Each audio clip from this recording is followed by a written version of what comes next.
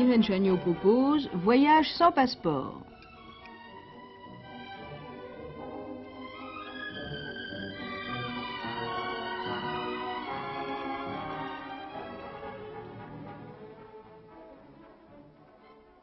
Docteur Percheron, puisque nous avons le plaisir de voyager à nouveau avec vous, je vais vous demander un petit conseil. À votre avis de grand voyageur, de quelle façon et par quel bout faut-il aborder la Grèce? Mais il faut aborder la Grèce par mer, voyons. Il n'y a qu'à regarder la configuration géographique, le découpage des côtes, le nombre d'îles, d'îlots, pour comprendre que la Grèce est un pays essentiellement maritime. Oui. C'est d'ailleurs ce qui lui a permis de procéder à tant d'échanges, de recevoir tant de civilisations et d'arriver à ce qu'elle est, et à rayonner également. Nous voilà maintenant dans un de ces petits villages tout blancs, où même les rues, même les marches par terre sont blanchies à la chaux, et avec des îlots qui sont en face, et qui sont des stations balnéaires. Oui. Voilà le type même de ces villages de l'Attique, des bords de la Grèce ou du Péloponnèse, avec ses clochers. À Mykonos, il y a, je crois, 300 églises. Oui. Presque une église par jour, on peut aller différemment. Et voilà Ah, tenez, voilà quelque chose que je voulais vous montrer en passant, mais nous allons la revoir. C'est le rocher du Bourreau à Nauplie. Nauplie, et dans le Péloponnèse, a été une des capitales, la première capitale d'ailleurs après la proclamation de l'indépendance de la Grèce, au début du 19e siècle. Et là, le bourreau tenait ses assises, et on l'avait mis dans cette île, non pas pour l'enfermer, mais pour le protéger d'une certaine vindicte qui pouvait s'exercer sur lui. Et s'est transformé maintenant en un hôtel absolument charmant, un peu monacal. Les chambres sont très nues, mais on a vue sur la mer et on voit la côte en face qui est ravissante. Je crois que là-bas, ce sont les seuls véhicules que l'on voit sont les chevaux et les bicyclettes. Ça doit être assez surprenant, non? Non, on voit les ânes. Ah oui. Ah, les ânes, c'est extraordinaire. Oh, j'allais parler voiture. En voilà une qui vient de passer, mais ça doit être étonnant d'en trouver une, non? Ça n'existe pas, ainsi dire pas. Enfin, il y en a très peu parce qu'il y a relativement peu de routes. Si, il y a de très belles routes de tourisme, magnifiques. Seulement, elles ne sont pas assez nombreuses. Oui, ça doit être très Alors reposant. c'est l'âne. Oui, Et vous voilà. savez, c'est un animal très curieux, l'âne grec. J'ai Sûrement, toujours oui. pensé qu'il était un peu matiné de chèvre. Ah. Et pourquoi Oh, particulièrement parce l'âne grec? il monte des pentes à 25% avec une aisance étonnante. Il est courageux Et pour il un est âne. courageux, et on le charge, et il est toujours de bonne humeur. C'est merveilleux.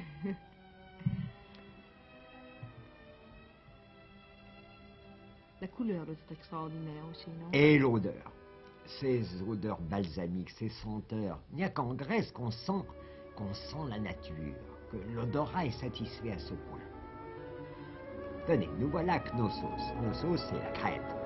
Et il y a 3 capitales successives qui ont été, pendant 2100 ans, édifiées sur cet endroit-là. Et ces colonnes sont rouges, mais d'un rouge qui rappelle le rouge pompéien. Et les peintures que vous voyez, ces fresques qui sont admirablement conservées. Tenez, par exemple, le prince à la plume. Il est rouge pompéien, bleu et blanc. C'est admirable ce que ça chante. Qu'est-ce que c'est? Eh bien, ce sont des jarres à huile et des jarres à grains qui ont 2000 ans, même 2500 ans, Mon qui Dieu. étaient admirablement décorés. Et Ça a une allure extraordinaire. De nouveau la mer, vous avez De raison. nouveau la mer, et toujours la mer, et jamais elle n'est lassante. Nous allons, je crois, faire maintenant le tour de la Crète, voilà, de ces bateaux d'excursion qui s'arrêtent. Et au pied de petits monastères, de villes où on monte par des escaliers ou des chemins escarpés que seuls les arbres, je crois, peuvent franchir. Et des traces de l'occupation turque. Vous savez que les Turcs, Oui, oui.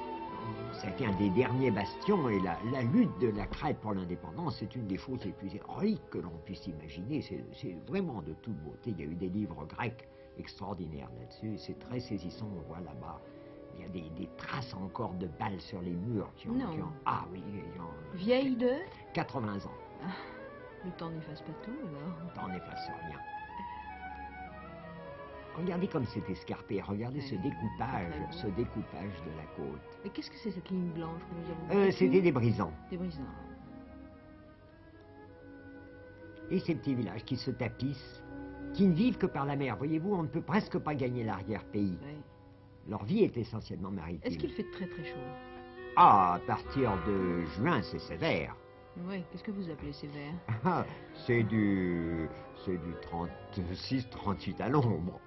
Au soleil, je ne dis pas, ça n'a plus de limite. Je crois que c'est du 55. Oui.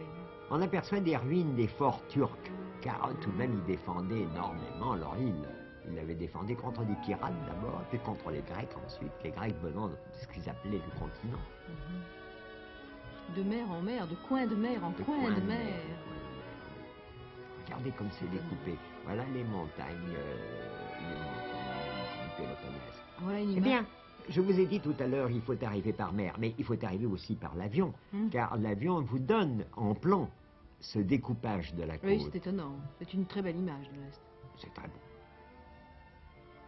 Il Et est alors bien. ce drainage de l'intérieur par ces vallées qui amènent jusqu'à la mer et qui permettent de faire venir des produits de l'intérieur. Vous savez, ça a l'air moins désolé. C'est moins désolé que ça n'en a l'air. Oui.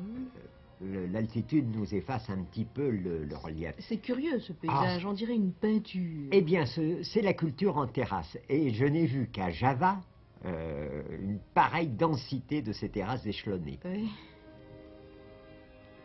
Et toujours la mer.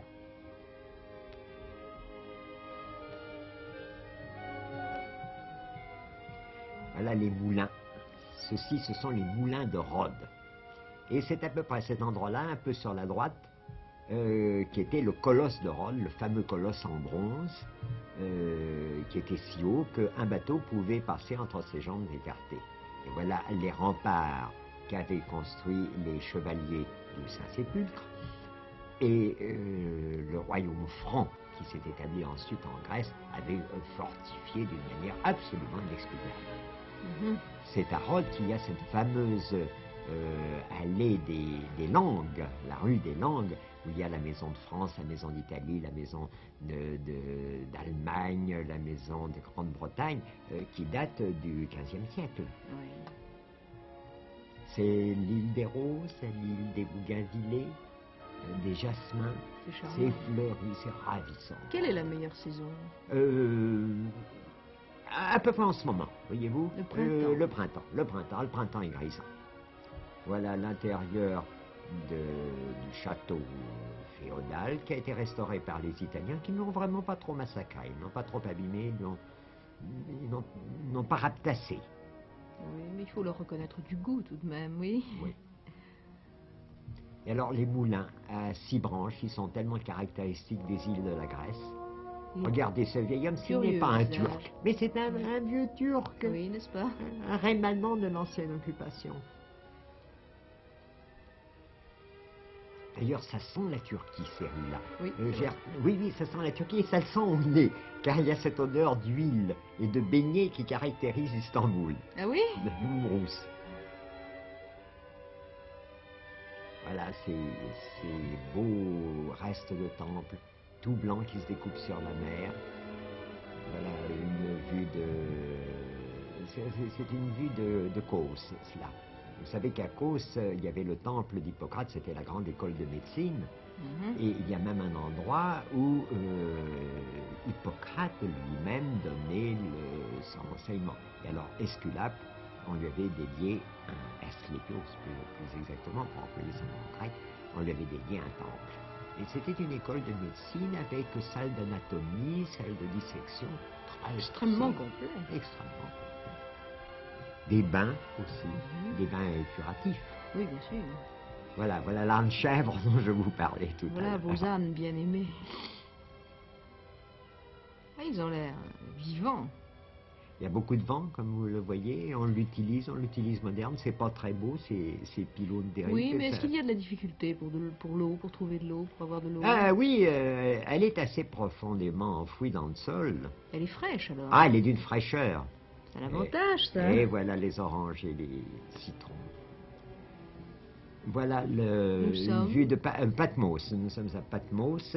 Vous savez qu'à Patmos, Saint Jean a écrit l'Apocalypse, ou plutôt a dicté l'Apocalypse. Ah, prochain vous l'avoir oublié. Je suis ravie de le réapprendre. Et il avait 90 ans, 91 ans. C'était un vieillard terrible, atrabilaire, pas du tout le Saint-Jean bouclé qui a l'air de premier communiant qu'on nous représente. Oui, il est... Vengeur et condamnant. Merci infiniment, docteur Percheron, de tant de savoir.